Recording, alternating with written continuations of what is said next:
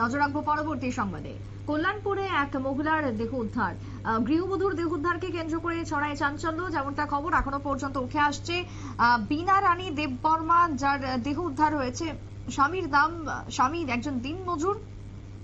জানা গেছে স্বামী স্ত্রীর মধ্যে পারিবারিক অশান্তির জেরে এই ঘটনা হতে পারে প্রাথমিকভাবে ধারণা। তবে কল্যাণপুর থানার মর্গে নিয়ে যাওয়া হয়, পুলিশ তদন্ত করছে, ফরেনসিক টিম যায় ঘটনাস্থলে। কি বক্তব্য কল্যাণপুর থেকে উঠে এসেছে শুনুন। সময় আমাদের কাছে একটা ইনফরমেশন আছে যে হাসিংবাড়ি হাজারি পাড়াতে একটা মহিলা মারা গেছে। তো অ্যাকর্ডিংলি আমি প্লাস আমার থানার স্টাফ অ্যাকর্ডিংলি আমরা যাই।